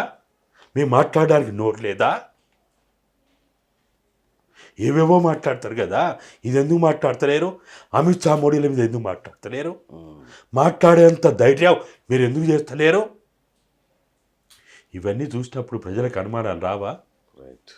మామూలుగానే కవిత అరెస్ట్ చేయకపోతేనే బీఆర్ఎస్ బీజేపీ ఒకటని తెలంగాణతో కూడా కూర్చింది. మరి ఇంత జరుగుతుంటే మీరేం మాట్లాడరా? ఒకవైపు మీరు మాట్లాడరు, ఇంకోవైపు ఏమో వాళ్ళు ఇబ్బడి ముబ్బడిగా ప్రభుత్వం కూలిపోతుంది, రేపు జూన్ 4 తర్వాత in any day, fine day ఈ ప్రభుత్వం ఉండదు, కూలిపోతుంది, మాకు కావాల్సిన షిండియాలు రెడీగా ఉన్నారు అని వాళ్ళు మాట్లాడుతుంటే మీరు ఎందుకు మాట్లాడరు? ఏమని అంటే మేము గేట్లు తెరిచినాము. అరే, తెరిచిన గేట్లు నువ్వు మూసేసేలోపే నీ దగ్గరకు వచ్చినోడు మళ్ళా నిన్ను తన్ని వెళ్ళిపోతుంటే మళ్ళీ నువ్వేం చేస్తావు? గేట్లు తెరిచినావు, నువ్వు ముయ్యావు, నువ్వు ఇక్కడికి వస్తాడు, అక్కడికి పోతాడు, అక్కడికి వస్తాడు, ఇక్కడికి పోతాడు, ఏం చేస్తావు నువ్వు? అంటే ప్రజాస్వామ్యాన్ని, రాజ్యాంగాన్ని, చట్టాలని కూని చేస్తున్నామని సోయి మీకు లేదా? ఎంత ధైర్యంగా ఒక ప్రజాస్వామ్య చట్టబద్ధమైన మంత్రి పదవిలో ఉండి, ముఖ్యమంత్రిగా ఉండి గేట్లు తెస్తామని చెప్తారా? మళ్ళీ వీళ్ళే అన్నారు ఇంతకుముందు, రాళ్ళతో కొట్టి చంపండి, ఉరేసి చంపండి ఎవరన్నా పార్టీ మారితే అని. అంటే వీళ్ళకి అసలు ఒక భయము, భక్తి ఏం లేకుండా అయిపోయింది. రాజ్యాంగం మాట్లాడతారు, వాళ్ళ భాష ఏందో, వాళ్ళ మాటలు ఏందో, వాళ్ళు అసలు వాళ్ళు ఏమనుకుంటారంటే మేము రారాజులం అనుకుంటున్నట్టుంది. కానీ చట్టం ప్రకారము, రాజ్యాంగం ప్రకారము ప్రజలకి మీరు జీతగాన్లు, ప్రజలు ఏర్పాటు చేసుకున్న జీతగాన్లు అనేది మర్చిపోకూరు. మీరు ప్రజాప్రతినిధులైనా, ఎగ్జిక్యూటివ్స్ అయినా ప్రజల సొమ్ముతోటి మీరు వాళ్ళు కట్టే ట్యాక్సులతోటి ఏదైతే నెల జీతాలు తీసుకుంటుందో మీరు ప్రజలకు జీతగాన్లు అనేది మర్చిపోకూరి. మా మీద పెత్తనం చేసే హక్కు మీకు లేదు. మొన్న యాదగిరిగుట్టలో జరిగిన సంఘటన ఎట్లా చూస్తారే? చాలా భయంకరం, చాలా అవమానకరమైంది. అసలు మనం ఈ రాతియుగంలో ఉన్నావా అనే పరిస్థితి వస్తున్నది. బానిసకొక బానిస అన్నట్టే ఉన్నది. వీళ్ళందరూ అంటే మనువాదం ఏదైతే చెప్తుందో, మనుస్మృతి ఏదైతే చెప్తుందో, మనుధర్మం ఏదైతే చెప్తుందో వీళ్ళు చెప్పకనే వీళ్ళు ఆచరిస్తూ ఉన్నారు. సరే, ఆయన అట్లా కింద కూర్చొని, కొండా సురేఖ అట్లా కింద కూర్చుంటే అసలు ఆ దృశ్యం, అసలు వీళ్ళు మామూలు వీళ్ళు ఎంపీల, ఎమ్మెల్యేల, మంత్రుల పక్కన పెడితే ఒక మనిషికి ఉండాల్సిన లక్షణం కూడా ఉండదు అనిపిస్తుంటుంది. ఎంత గొప్ప అవకాశం వచ్చింది 5 ఏళ్ళు పరిపాలించడానికి. 64 మందితోటి కూడిన సంఖ్యనిస్తే 5 ఏళ్ళు పరిపాలించండి అయ్యా, గత ప్రభుత్వం చేసిన తప్పులు మీరు చేయకుండా మీరు ఇచ్చిన హామీలు మంచి చెడ్డ పక్కన పెట్టినా మీరు ప్రజలు కోరుకున్న పద్ధతిలో తెలంగాణ ఉద్యమ ఆకాంక్షల పరిధిలో మీరు పనిచేయండి అంటే ఏం చేస్తున్నారో, ఎక్కడ పోతున్నారో, ఏమవుతుందో, వాళ్ళు ఏం అసలు మాట్లాడుతున్నారో. బట్టి విషయంలో ఏం జరుగుతుంది అసలు? ఫస్ట్ ఫోటో తీశారు, అంటే ఇంతకుముందు 2 ఫోటోలతో మొదలయ్యేది, ఇప్పుడు ఒకటే ఫోటో వస్తుంది. అంటే ఇంటర్నల్గా ఏం జరుగుతున్నట్టు? అంటే దానికి వాళ్ళు చెప్తున్నది ఏంటంటే ఆ, మన రాజ్యాంగం ప్రకారము ముఖ్యమంత్రి స్థాయిలో ఉన్నటువంటి వ్యక్తికే ఆ, ఆ, ఆయన ఫోటో పెట్టాలి. వివిధ శాఖలకు సంబంధించినటువంటి ట్రాన్స్పోర్ట్ అయితే ట్రాన్స్పోర్ట్, ఆర్టీసీ అయితే ఆర్టీసీ, వేరే సివిల్ సప్లై అయితే వాళ్ళది, ఇంకోటిది అయితే విద్య, వైద్యం అయితే వైద్యం, అట్లా క్యాబినెట్ మంత్రిది పెట్టాలి. కానీ ఒకరికి మించినటువంటి పెట్టకూడదు అనేదో నిబంధనలు ఉన్నాయి, ప్రోటోకాల్ ఆ విధంగా నియమ నిబంధనలు ఉన్నాయి అనేదో చెప్తున్నారు. మరి చూడాలి, స్టడీ చేయాలి, అది వాస్తవం అది ఏంటిది. మరి ఒకవేళ అదే వాస్తవం అయితే మరి మీకు డిసెంబర్ 7వ తారీఖు నుంచి ఏం చేశారు? మరి మీరు ప్రోటోకాల్ అప్పుడు లేదా తెలియదా? మరి ఎందుకైనా మీరు తెలుసుకోరా? సరే తెలుసుకోలేదు, తెలుసుకున్న తర్వాత చేస్తున్నప్పుడు జనాలకి ఇప్పుడు మనకి అనుమానం చెప్పాలి కదా, అది చెప్పాలి, అనుమానం వస్తుంది కదా మనకి. కాబట్టి ఇవన్నీ కూడా ఏంటంటే మేము ప్రజలకి జవాబుదారిగా ఉండాలనే ఆలోచన లేకుండా పోయింది. మా ఇష్టం వచ్చినట్టు పెనంలోంచి పొయ్యిలబడ్డట్టుందా అంటే పూర్తిగా మనం అట్లనే ఇప్పుడే చెప్పలేము. కానీ ఏది ఏమైనా ప్రజలు ఆశించిన మేరకు ఆశించిన ప్రజలేం నమ్మలే. ప్రజలు ఆశిస్తారు, మనం ఆశాజీవులం, ఆశిస్తుంటాం. మనకి ఇంకోటి ఏంటంటే 3వసారి మళ్ళా కేసీఆర్ ఆ కుటుంబము పదవిలోకి వస్తే తీవ్రమైన నష్టం జరుగుతుందనే ఆలోచనతోటి నష్ట నివారణ చర్యల్లో భాగంగానే కాంగ్రెస్ పార్టీని ఎత్తుకోవాల్సి వచ్చింది. అంతేగాని వీళ్ళ మీద నమ్మకము లేకపోతే ఇంకేదో అని ఏమి లేవు. అటువంటిది అయితే మాకైతే ఎప్పుడు లేదు, అప్పుడు లేదు, ఇప్పుడు లేదు, భవిష్యత్తులో కూడా ఉండదు. పాలకులు ఎవరైనా పాలకులే. వాళ్ళు దాంట్లో పాలకులలో వాళ్ళు ఓసీలైనా, బీసీలైనా, ఎస్సీలైనా, ఎస్టీలైనా, వాళ్ళు ఎవరైనా కానీ వాళ్ళ కుర్చీలో కూర్చున్న తర్వాత వాళ్ళ నైజం గట్లనే ఉంటుంది. అది కుర్చీకి ఉండే కష్టం అంట, ఆ కుర్చీకి ఇస్తానే గట్ల ఉంటుంది. అది అంతే, దాన్ని మనం అది వాళ్ళు వాడికి మనం చూసినాం కదా, బీసీ మంత్రులను చూసినాం, ఎస్సీ మంత్రులను చూసినాం, ఎస్టీ మంత్రులను చూసినాం. ఇప్పుడు ఆయన ఎవరు మొన్న రమేష్ బీజేపీలో పోయిన ఆయన అసలు ఆ నియోజకవర్గంలో లేకపోతే ఆ జిల్లాలో ఆరూరు రమేష్ ఆయన ఆక్రమించిన అన్ని భూములు ఆ జిల్లాలో ఏ ఎమ్మెల్యే కూడా ఆక్రమించలే. మరి రిజర్వ్డ్ కాన్స్టిట్యున్సీ, ఎస్సీ కాన్స్టిట్యున్సీ, దళిత బ్రాండ్ వేసుకొని ఉన్నాడు. మరి ఆయన ఆక్రమించిన అన్ని ఎవరి దళితులే. మరి ఏం చెప్తాం, ఏం మాట్లాడతాం? కాబట్టి ఒకసారి పదవిలోకి వచ్చిన తర్వాత వాళ్ళు ఏమనుకుంటారంటే మేము రారాజులం అనుకుంటారు. కరెక్ట్. ఆ విధంగా వాళ్ళు పాలన చేస్తున్నారు. ఇప్పుడు ప్రజాపాలన అన్నారు, డైలాగులు అయితే చూస్తున్నాం కదా. ప్రజాపాలన అంటే ఏంటిది? ప్రజల అవసరాలు తీర్చుకుంటూ ప్రజలతోటి సమానంగా వాళ్ళు ఆ జీవితం జీవించినప్పుడు వాళ్ళు ప్రజాపాలన అవుతుంది. ఇవాళ ప్రజలు కూడా పేద ప్రజలకేమో ప్రభుత్వ దవాఖాన్లు, వీళ్ళకేమో ప్రభుత్వ సొమ్ముతోటే, వాళ్ళ సొంత డబ్బులు కాదు, ప్రభుత్వ సొమ్ముతోటి ప్రైవేట్ దవాఖాన్లలో కూడా సూపర్ స్పెషాలిటీ, మళ్ళీ ఆ సూపర్ స్పెషాలిటీలో కూడా వీడు మన కులపోడా మన గోత్రమోడా చూసుకొని పోవాలా. అరే రోగం వస్తే కులము గోత్రం ఎందుకు, ఏదో డాక్టర్ దగ్గర పోయి చూపించుకోలేవా? మీకే ప్రభుత్వ దవాఖాన్ల మీద నమ్మకం లేకపోతే ఇప్పుడు ప్రజలకు ఎందుకు ఉండాలా? ప్రజాపాలన ఎట్లయితుంది? ప్రజాపాలన అనడానికి మీకు నోరెట్లొస్తున్నది? ప్రజాపాలన ఎప్పుడైతుంది? ప్రజలకి స్వేచ్ఛ, స్వాతంత్రాలు, సమానమైనటువంటి హక్కులు కల్పించినప్పుడు మీకు సమానమైన పౌరులు అందరం, మీకు వృత్తిపరంగా మీరు ముఖ్యమంత్రి, వృత్తిపరంగా మీరు మంత్రులు, వృత్తిపరంగా ఆయన డీజీపీ, వృత్తిపరంగా ఆయన చీఫ్ సెక్రటరీ, ఐఏఎస్లు, ఐపీఎస్లు, అది వృత్తిపరంగా. కానీ వృత్తి ధర్మంగా ఉన్నప్పుడు మాత్రమే ఆ హోదాని, ఆ దర్పణాన్ని వాడుకోవాలి. అరే ఇప్పుడు ఎక్కడిది, నువ్వు సావుకు పోయినా, శుభకార్యానికి పోయినా, చుట్టపోనింటికి పోయినా, ఇంకెక్కడికి పోయినా, వాని బుద్ధి పుట్టిన కాడికి పోతే వాడు ప్రభుత్వ కార్లు వేసుకొని బుగ్గ కార్లు, ఆ కార్లు, ఈ కార్లు, పోలీసులు ఒక 10-20 మంది, 50 కార్లు.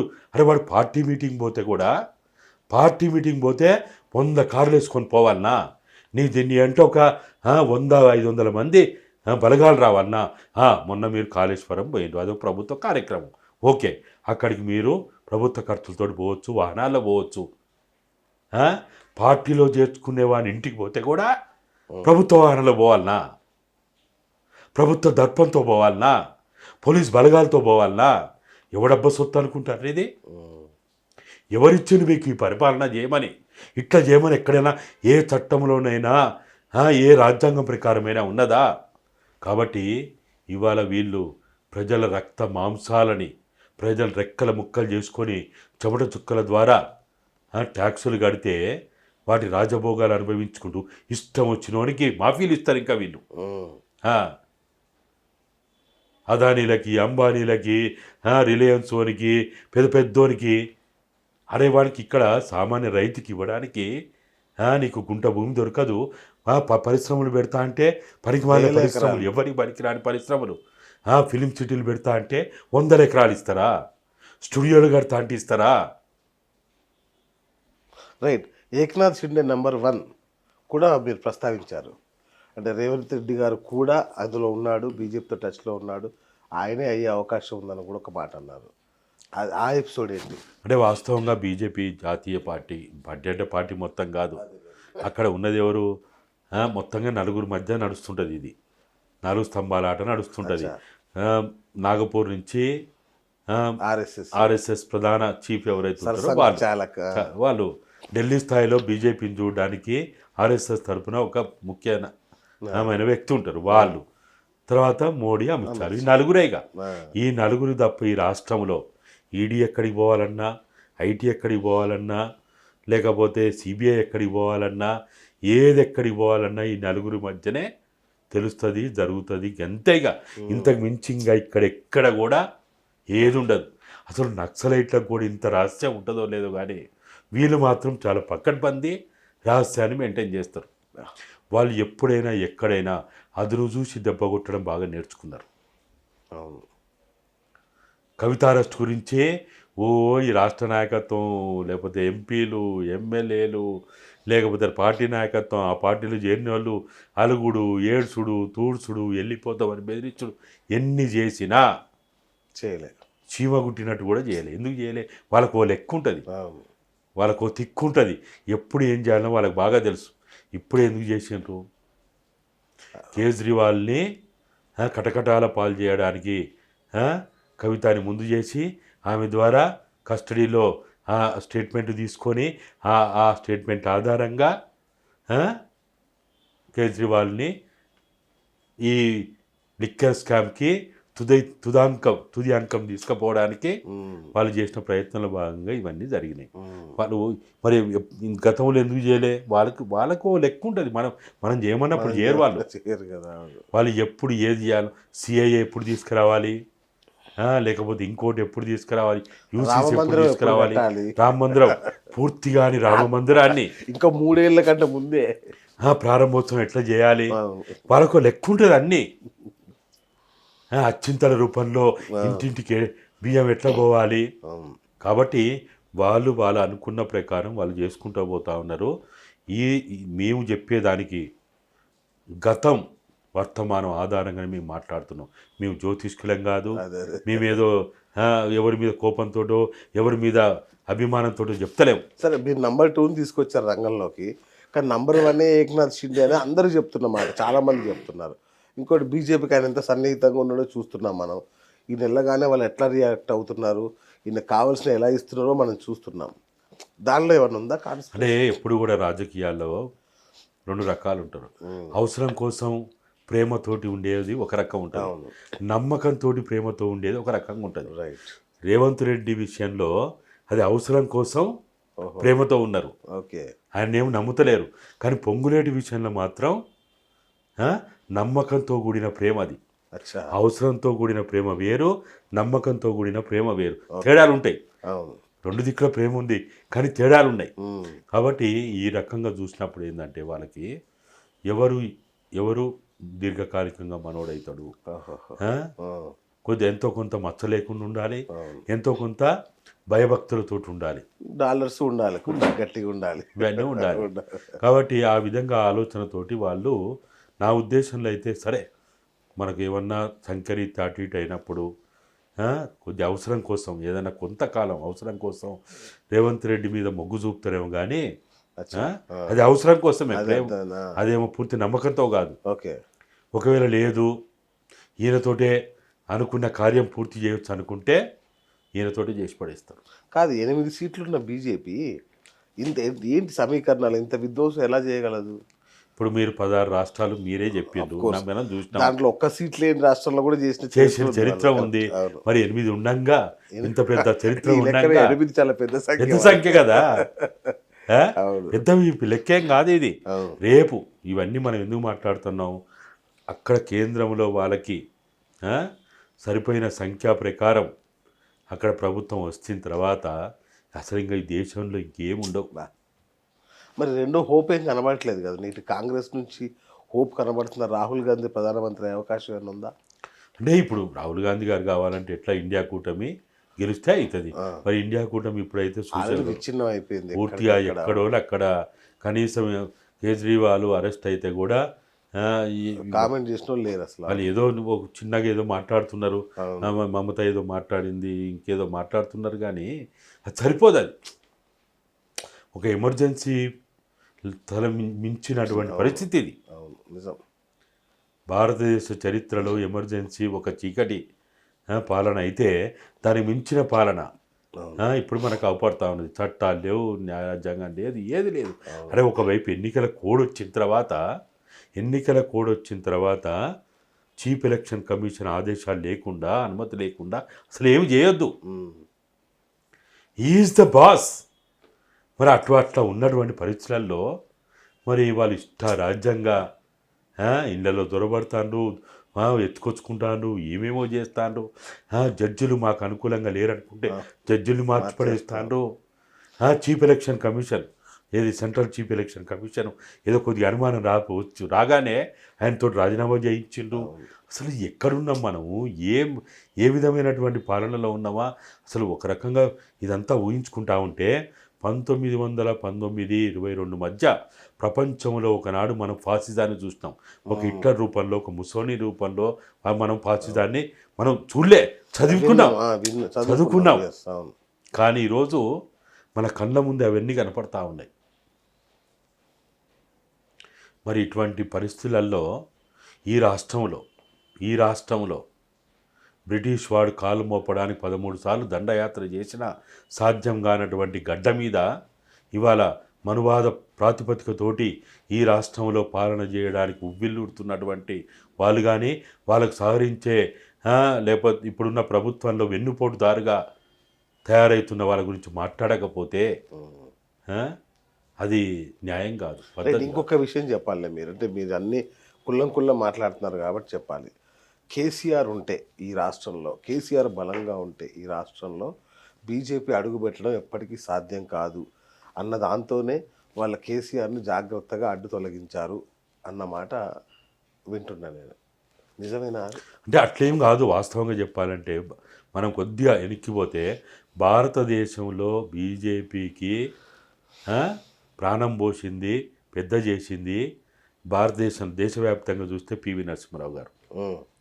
అవునా? తెలంగాణ వరకు చూస్తే 2018 తర్వాత కాంగ్రెస్ పార్టీ తరఫున గెలిచిన ఎమ్మెల్యేలని అట్లనే ఉండనిస్తే బీజేపీ ఈ స్థాయికి వచ్చేదా? రాదు. మన పాలు పోసి పెంచుకుంటే నిన్ను కాటేస్తుంటే దిక్కుదశ లేకుండా అయిపోయినావు. మాట్లాడించే వాళ్ళు, ఊడరించే వాళ్ళు, పలకరించే వాళ్ళు, కనీసం బిడ్డ పరిస్థితుల్లో ఉంటే పోయి చూసుకునే పరిస్థితి లేనటువంటి స్థాయికి ఎందుకు వచ్చినావు అంటే ఇక్కడ రాజకీయపరమైనటువంటి జిత్తులు సక్రమంగా ఏకపోతే, భవిష్యత్తుని అర్థం చేసుకోకపోతే గిట్టనే జరుగుతుంది. ఆ రోజు ఇంకా కాంగ్రెస్ పార్టీ అట్లే ఉంటే బీజేపీ ఈ స్థాయికి ఎదుగునా? అడుగు కూడా పెట్టలేదు. వాళ్ళకి ఆశ పుట్టున అసలు అనుకూలమైన వాతావరణం తయారు చేసి ఇక ఇప్పుడు మనకి యుద్ధంలో మొత్తం ఆయుధాలన్నీ వాళ్ళ చేతిలో పెట్టిన తర్వాత ఇక ఇప్పుడు ఊరుకుంటారా? పులిని లేపినావు. అవును. మనం అడవిలో ఏం చెప్తారంటే పెద్దోళ్ళు వేటగాళ్ళు, అరే పులిని లేపొద్దు, లేపినామంటే పులి మీద కూర్చొని స్వారీ చేయగలిగే ఆ దమ్ము ధైర్యము శక్తి ఉంటేనే పులిని లేపమంటారు. ఉమ్. పులిని లేపితివి, గురకబెట్టి పంటివి, అది మింగకుండా ఉంటుందా? ఉమ్. ఉంటుందా అది? ఎందుకు ఉంటుంది? ఇలా వాళ్ళేదో వాళ్ళంతటా వాళ్ళు ఇక్కడ అడుగు పెట్టడానికి భయపడుతున్నటువంటి బీజేపీని అసలు ఇక్కడనే కాదు, సౌత్ ఇండియాలో వాళ్ళు కర్ణాటక, వాళ్ళకి బలం లేని కర్ణాటకలో కూడా ఏదో ఎక్స్పెరిమెంట్ చేసి సంపాదించిన తెలంగాణలో ఎందుకు చేయలేకపోయిండ్రు? అవును. మరి అటువంటి గడ్డ మీద అనవసరంగా ఇటువంటి ప్రయోగాలు చేసి, తిక్క పనులు చేసి, అవగాహన లేని పనులు చేసి ఇవాళ ఇంత చేస్తే ఏం చేస్తాం? ఇప్పుడు ఏం చేయలేం. చేతులు గాలిన తర్వాత ఆకులు పట్టుకున్నట్టే. కేసీఆర్ చేసిన అనాలోచిత నిర్ణయాల వల్లనే, చర్యల వల్లనే ఇక్కడికి వచ్చింది. ఇప్పుడు ఏం చేయలేం. కాబట్టి ఆయన పెంచి పోషించింది ఆయన అనుభవించాల్సింది. ఇప్పుడు ఏం చేయలేం. కేసీఆర్ ఇప్పుడు మన చాలామంది ఏమనుకున్నారు, సుప్రీంకోర్టులో కేసులు ఎత్తే నేను కాపాడబడుతున్నా, లేకపోతే ఫలానా రకంగా నేను కాపాడబడుతున్నా అన్నారు. 19వ తేదీ దాకా గడువు ఉన్నా కానీ వచ్చి 4 గంటలు ఎత్తుకపోతే ఏం చేశారు? సుప్రీంకోర్టు ఏం చేసింది? ఇంకోరు ఏం చేసింది? నీ డబ్బు ఏం చేసింది? నీకు అనుకూలమైన నీతో దోస్తాన్ని చేసిన వాళ్ళు ఏమైండ్రు? తిన్నోళ్ళు తాగినోళ్ళు ఏమైంది ఇప్పుడు? కాబట్టి ఏముండదు. ఒకసారి ఆర్ఎస్ఎస్ నిర్ణయం తీసుకుంటే, బీజేపీ అమిత్ షా మోడీ నిర్ణయం తీసుకుంటే ఇక వాళ్ళు పక్కనబందిగా అమలు చేసుకుంటా పోతారు. కాబట్టి దీనికి వాళ్ళు ఏది భయపడో, ఈయన ఏదో పెద్ద ఇదనో అదేం కాదు. వాళ్ళు ఏది ఎప్పుడు చేయాలనో వాళ్ళకు ఒక లెక్క ఉంటుంది, ఒక తిక్కు ఉంటుంది, దాని ప్రకారమే చేస్తారు. రైట్. కవితకి ఎప్పుడు బయటకు వస్తుంది? జూన్ 4 తారీఖు అయితే రాకపోవచ్చని నా అభిప్రాయం. అవునా? ఎందుకంటే అప్పటిదాకా ఎన్నికల ఫలితాలు ఆ రోజు. లాస్ట్ పోలింగ్ డే ఎప్పుడు? లాస్ట్ పోలింగ్ డే జూన్ 2వ తారీఖేమో. జూన్ 2 తారీఖు అయితే పోలింగే కదా, ఆ లోపు అయితే బయటికి తీయరు. ఓటు కూడా ఏమో. ఇంకా మన దగ్గర ఎప్పుడు మే 13వ తేదీ నాడు మన దగ్గర పోలింగ్. మరి ఒకవేళ 13 తర్వాతగా పోలింగ్ అయిపోయిందని బయటికి తీస్తే చెప్పలేము. ఈ వారం తర్వాత అయితే వచ్చే ఛాన్స్ లేదు. ఇక అసలు అటువంటి ఆశలే పెట్టుకోకూడదు. అంతేనా? అటువంటి ఆలోచనే మనకు ఉండొద్దు. ఇప్పుడు తీసుకుపోయాం. మరి ఇప్పుడు ఏమైందో చూడాలా. మరి కస్టడీ ఎక్స్టెన్షన్ ఇచ్చినా లేదో మరి వాస్తవంగా అయితే ఈరోజు మధ్యాహ్నానికి అయిపోతుంది. అవును, అవును. మధ్యాహ్నం తర్వాత మళ్ళీ వాళ్ళు ఎక్స్టెన్షన్ అడుగుతున్నారు. ఎందుకంటే ఇప్పుడు ఈ కేజ్రీవాల్తో కూర్చోబెట్టి మాట్లాడాలా, వాళ్ళతో మాట్లాడాలి, వీళ్ళతో మాట్లాడాలి, ఇట్లేదో వాళ్ళు నడిపిస్తారు. ఆయనకైతే ఎట్లా 28 దాకా ఆయనకి కస్టడీ ఉంది.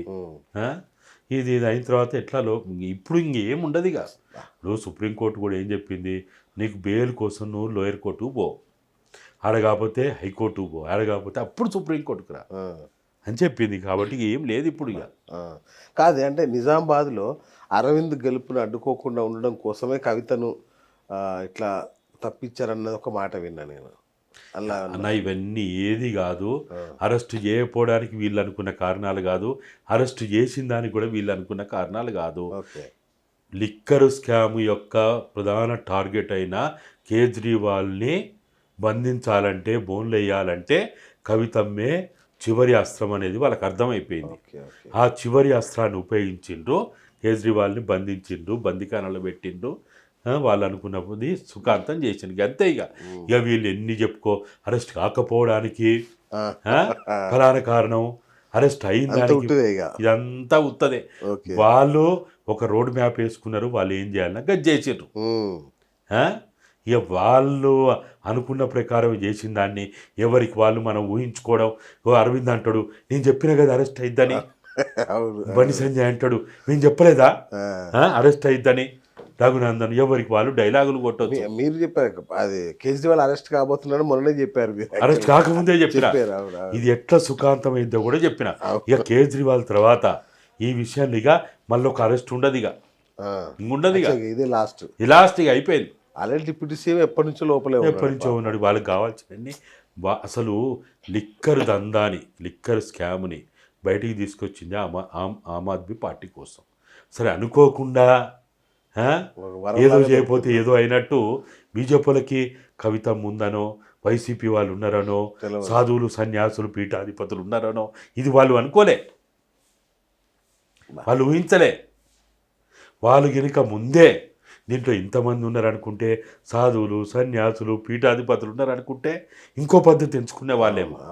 కానీ ఒకసారి స్టార్ట్ చేసిన తర్వాత ఇప్పుడు మనం అంటాం చూడు, పులిని లేపిన తర్వాత ఇక నువ్వు సారీ చేయాల్సిందే, లేకపోతే అది ఊకోదు. అవును. రైట్. కాళేశ్వరం విషయంలో కాంగ్రెస్ వైఖరి కరెక్టే అంటారా? అంటే దాన్ని మొత్తంగా కూల్ చేసే కుట్ర జరుగుతుంది అనేది వీళ్ళ వాదన. అంటే ఇప్పుడు వర్షాలు వచ్చిందంటే మాత్రం అన్యాయం జరుగుతుంది. మరి 1,00,000 కోట్ల సంపద దాన్ని అట్లా వదిలేయడం అనేది కరెక్టేనా? ఇప్పుడు కాళేశ్వరం విషయంలో ఏదైతే కాంగ్రెస్ పార్టీ ప్రభుత్వం ఏదైతే మనం మాట్లాడుకోవాల్సింది ప్రభుత్వం గురించి, పార్టీ పక్కన పెడదాం. ఈ ప్రభుత్వం చేస్తున్నటువంటి ఏదైతే అనేక రకాలైనటువంటి టైంపాస్ కార్యక్రమాలు ఉన్నాయో దీని ద్వారా తెలంగాణ సంపదకి నష్టం జరుగుతుంది. ఎగ్జాక్ట్లీ. కాళేశ్వరం అయినా లేకపోతే కేఆర్ఎంబి అయినా లేకపోతే ఏదన్నా కానీ ప్రభుత్వ పరంగా వాళ్ళు ఇటువంటి అంశాలని అధ్యయనం చేస్తున్నప్పుడు రాజకీయపరమైన ఈర్ష, ద్వేషం, కక్ష, అసూయ లేకపోతే పగ సాధింపు అంశాలను ముందుకు తీసుకురావద్దు. ఇక్కడ తెలంగాణకి లాభమా నష్టమా, తెలంగాణ సమాజానికి ఉపయోగమా ఉపయోగం లేదా, ఇది మాట్లాడుకోవాలి, ఇది ఆలోచించాలి అంతే. ఉపయోగం అంటే చెయ్యాలి, ఉపయోగం లేదంటే పక్కన పెట్టాలి. మరి ఇవాళ ఏదే కాళేశ్వరం అంటే 3 బ్యారేజీలు కాదు, అన్నారం, సుందిల్లా, మేడిగడ్డ కాదు కదా, ఇంత పెద్ద అసలు మొత్తం వాళ్ళు అందరూ చెప్పే లెక్క ప్రకారమే 93,000 కోట్ల రూపాయలు దానికి ఇప్పటి వరకే నిధులు విడుదలైనాయి. సరే, ప్రతిపాదన 1,20,000 కోట్లు అయినప్పటికీ ఇప్పటి వరకు దానికి విడుదల చేసిన డబ్బులు 93,000 కోట్ల రూపాయలు విడుదల చేసిండ్రు. 93,000 కోట్ల రూపాయల్లో 3 బ్యారేజీలకి మొత్తం దాని ఖర్చు ఎంత అంతా కొడితే కనుక 8,700 కోట్లు. ఓకే. మరి మిగతా ఏదైతే పెట్టుబడి పెట్టినామో మనము కావచ్చు ఎన్నైనా కానీ వాటన్నిటినీ మనం పూర్తిగా నిరుపయోగం చేయొద్దు కదా.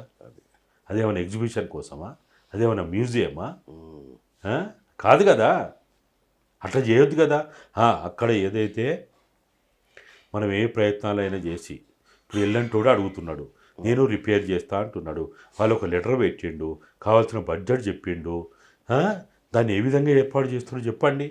వాళ్ళ చేత అయితే లేదు, మీరు తెలంగాణ ప్రజలకి, తెలంగాణ రైతాంగానికి పిలుపు ఇవ్వండి. ఆ బ్యారేజీలు రిపేర్ చేయడానికి మా దగ్గర డబ్బులు లేవు, మాది లంక బిందెలు అనుకునే ఖాళీ బిందెలు అయిపోయినాయి, మా జీతాలు వెళ్తలేవు, మేము దినదిన గండంగా మేము ఉన్నాము, మేము తినడానికి మాకు లేవు, మా కార్లకి పెట్రోల్కి డీజిల్కి సరుకు లేవు డబ్బులు అని మీరు చెప్పండి. చెప్పి ప్రజలకు పిలిపియండి. ఇన్ని 100 కోట్లు డబ్బులు కావాలంటే ప్రజలే ముందుకు వస్తారు కదా, ఇస్తారు కదా, రైతులే ఇస్తారు కదా. వాళ్ళకి కావాల్సింది నీళ్ళు. ఆ పని చేయడానికి ముందుకు వస్తే తప్పేముంది? ఇప్పుడు ఏదైనా అనుకోకుండా ఏదైనా జరిగినప్పుడు సీఎం రిలీఫ్ అని, పిఎం రిలీఫ్ అని, ఓ సైక్లోన్ వస్తే, ఒక ఎర్త్క్వేక్ వస్తే, మనకు కోవిడ్ లాంటి వస్తే పిలిపి ఇవ్వలేదా? ఇప్పుడు ఎందుకు ఇవ్వవు? సమాజంలో ఎప్పుడైనా ఒక సంక్షోభం అనేది ఏర్పడ్డప్పుడు అది ప్రజలకి ఇన్వాల్వ్ చేయి, ప్రజలని బాధ్యులను చేయి, ప్రజల్ని భాగస్వాములను చేయి. మంచి పని. అవును. అది లేకుండా మీ కొట్లాటేంది, నన్ను చూడు నా అందం చూడని వాళ్ళు పోవుడేంది, వీళ్ళు పోవుడేంది. ఒకవేళ పోయిందయా, నేను అందరిని అడుగుతున్నా, 119 మంది ఎమ్మెల్యేలు గుండె మీద చేసుకొని చెప్పండి, మీరు ఆడపోయి చూసొచ్చింది కదా. మీకు ఇక దమ్ము, ధైర్యము, సిగ్గు, రోషం ఉంటే 2 సంవత్సరాల వరకు మా నెల జీతం మేము తీసుకోమని మీరు ప్రకటించండి చూద్దాం.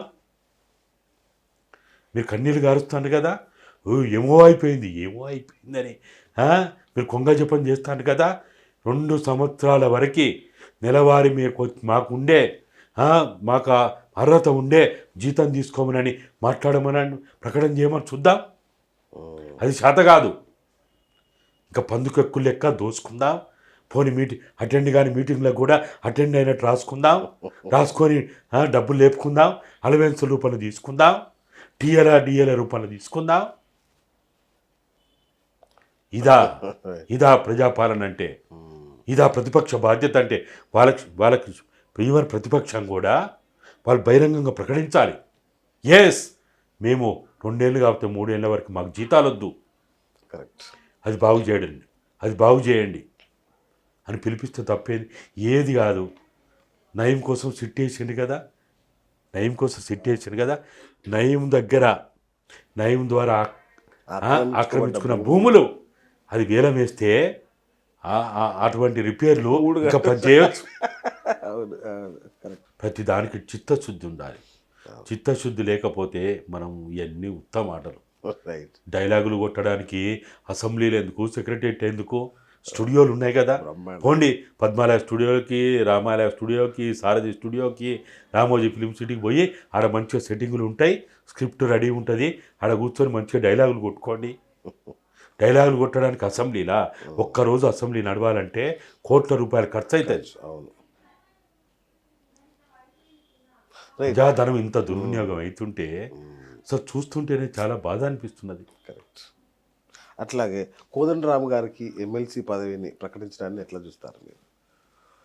ప్రకటించేటోడు ఎట్లా ప్రకటించినా కోదండరామ్ గారు ఒక రాజనీతి శాస్త్రంలో పండితుడు, అవును, సుదీర్ఘకాలం పౌర హక్కుల ఉద్యమంలో భాగస్వామి అయినటువంటి వ్యక్తి. అవును, దాని తర్వాత సరే అడప అవసరానికో మంచుకో చెడుకో తెలంగాణ ఉద్యమంలో జేఏసీ చైర్మన్గా పెట్టుకుంటే జేఏసీ చైర్మన్గా చెలామణి అయ్యి ఉద్యమానికి ఒక ప్రతీకగా ఉన్నటువంటి వ్యక్తి.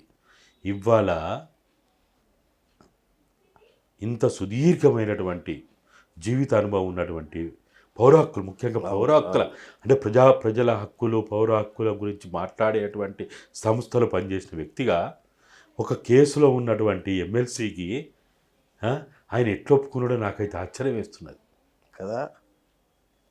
ఇప్పుడు తెలియని రాజకీయ నాయకులు అంటే రాజకీయలో ఉన్న వాళ్ళంటే వేరు, అవును, కానీ రాజనీతి శాస్త్రం తెలిసి, పౌర హక్కులు తెలిసి, చట్టాలు తెలిసి అన్నీ తెలిసిన వ్యక్తులు ఆల్రెడీ అప్పుడు దాని మీద ఒక కేసు వేసిండ్రు, హైకోర్టులో పెండింగ్ ఉన్నది. అట్లా ఉన్నటువంటి దాన్ని అసలు వాళ్ళు నాకైతే విచిత్రం ఆశ్చర్యం వేస్తున్నది.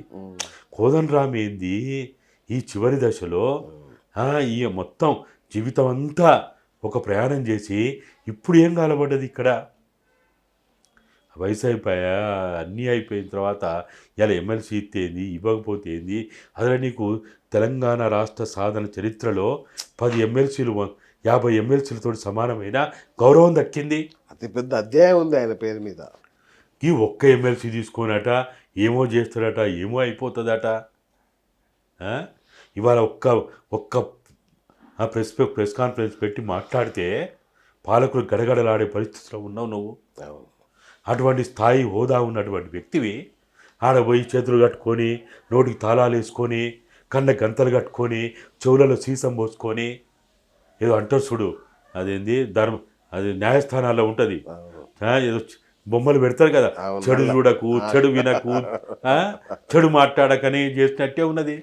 మూతి కట్టుకొని, కండ కట్టుకొని, చెవులలో పెట్టుకొని ఏంది ఆ విధంగా తెలంగాణ ఉద్యమంలో భాగస్వాములైన వాళ్ళు పాలకులు అంటే అవుతారు. రాజకీయాల్లో ఏదో సుదీర్ఘకాలం ఉన్నోళ్ళు వాళ్ళు తప్పుడు పనులు చేస్తారు, కానీ సుదీర్ఘకాలం ఉద్యమ చరిత్ర కలిగి ప్రజల పక్షాన నిలిచి పౌర హక్కుల ఉద్యమంలో ఉండి పౌర హక్కులు తెలిసి చట్టాలు తెలిసిన వ్యక్తిగా చాలా బాధాకరమైంది.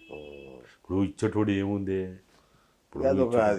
చిన్న బట్ట ఆడుకోవాలని చూస్తాడు అంతే కదా, వాళ్ళకి ఫేస్ వాల్యూ లేదు. ఇప్పుడు కాంగ్రెస్ పార్టీలో ఉన్న క్యాబినెట్లో ఉన్న వాళ్ళకి ఫేస్ వాల్యూ ఏమున్నది ఆడ? ఎవరు తెలంగాణ ఉద్యమకారులు? తెలంగాణ ఉద్యమాల్లో భాగస్వాములైన వాళ్ళు ఎవరన్నా ఉన్నారా? ఏదో మొన్న ప్రభాకర్ కొద్దిగా ఉన్నాడు, జనమే ఓట్లేసి గుద్ది వారికి గెలిపించారు. అంటే అందుకే నేను ఇందాక కూడా చెప్పిన జనం గుద్దడానికి ఓటేయడానికి. ఇప్పుడు మేము ఈ విషయంలో కూడా మాట్లాడినాం. రైతులు ఏమన్నారో తెలుసా? ఇట్లా పోయి ఎందుకు మీరు ఈ ప్రభుత్వం వద్దనుకుంటారు, ప్రభుత్వం ఎందుకు మారాలనుకుంటారంటే ఒకటే సూటి ప్రశ్న అడిగిండ్రు. సూటికి సమాధానం చెప్పిన వాళ్ళు, బిడ్డ పంట మార్పిడి చేయకపోతే పంట దిగుబడి రాదన్న, పంట మార్పిడి చేయకపోతే పంట దిగుబడి రాదు అని. దీనికి మార్క్సు, లెనిన్లు, మావోలు, గాంధీలు, అంబేద్కర్లు ఎవరు అవసరం లేదు. పాలకులను మార్చకపోతే పరిపాలన సక్రమంగా జరగదు అని చెప్పారు. సూపర్. ఎంత గొప్ప ఎంత గొప్ప ఆలోచన చెప్పండి. అది దానికి తిరుగులేదు ఆ మంత్రాన్ని. మనం మేము పిహెచ్డీలు చేస్తాం, డాక్టరేట్లు చేస్తాం, మేము ఫలానా అంటే వాళ్ళ ముందు మాట్లాడగలుగుతామా? అసలు ఇక నోరు తిరగలేదు ఇక అంతే. మాట్లాడగలుగుతామా? రైట్, ఫైనల్గా చెప్పండి, ఈ 100 రోజుల పరిపాలనలో 100 మార్కులు వాళ్ళకి వేయాల్సి వస్తే మీరు ఎన్ని మార్కులు వేస్తారు? ఈ మార్కులు వేయడం అనేది ఇప్పుడున్న పరిస్థితులు అయితే నేను ఇంతకుముందే చెప్పిన ప్రభుత్వం మారింది కానీ పాలనా వ్యవస్థలో మార్పు రాలేదు. ఓకే. పాలనా వ్యవస్థలో మార్పులు రావాల్సిన అవసరం ఎంతైనా ఉంది. వాళ్ళు 6 గ్యారెంటీల పేరుతోటి 13 గ్యారెంటీలైన వాటిని 6గా కుదించేసి 6 అనే, మరి అది మన లక్కీ నెంబర్ ఏందో తెలియదు కానీ వాస్తవంగా అది 13 గ్యారెంటీలు.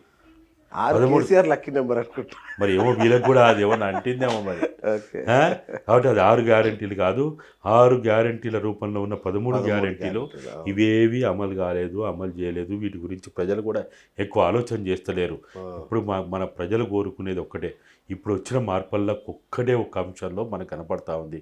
గత ప్రభుత్వంలో ప్రశ్నించే అవకాశం లేకుండే, నిరసన తెలిపే అవకాశం లేకుండే, అవి కొంత పోయి కనీసం అప్లికేషన్లు ఇవ్వచ్చే ఆ పరిస్థితి లేకుండే.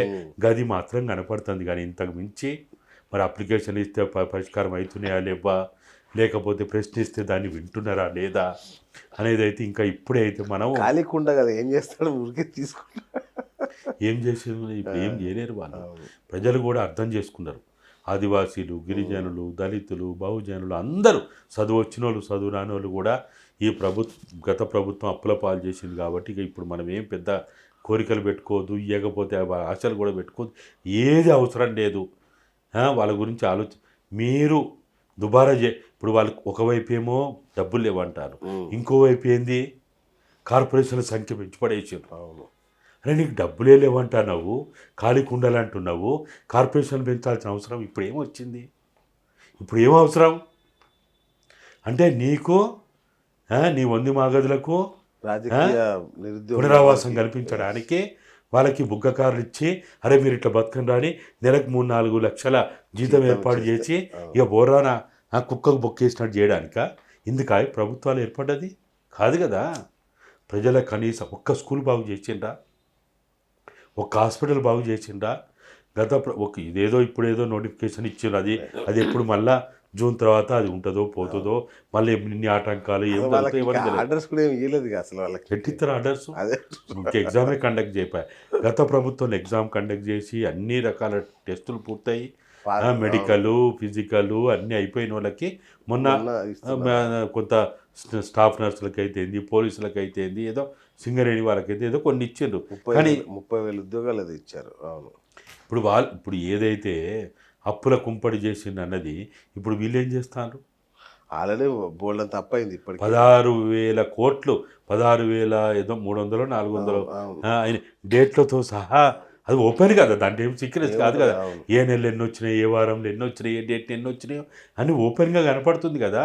మరి ఇప్పుడు నీ 100 రోజుల్లో మరి 16,000 కోట్ల రూపాయలు ఇప్పుడే చేస్తే ఇంకా రానున్న రోజులు ఎన్ని చేయాలి, ఎన్ని లక్షలు చేయాలా? కాబట్టి ఇప్పుడున్న పరిస్థితుల్లో మేము ఈ ప్రభుత్వానికి ఇది మేమేమీ కోపంతో కాదు, సద్విమర్శ చేస్తున్నాం, సూచన చేస్తున్నాం, సలహాలు ఇస్తున్నాం. మేము చెప్పేదల్లా కూడా మాకు మంత్రి పదవులు కావాలని అడుగుతలేము, లేకపోతే ఎంపీ సీట్లు కావాలి, ఎమ్మెల్యేలు కావాలి, ఎమ్మెల్సీలు కావాలి, ఏది అడుగుతలేము. మేము ఈ ప్రభుత్వానికి ఇచ్చే సలహా సూచన మేము చెప్పేది ఏంటంటే, మీరు తన్నుకోకుర్రి, మీ దాంట్లో మీరు వెన్నుపోటు దాంట్లో తయారు కాకుర్రి, షిండేలు తయారు కాకుర్రి.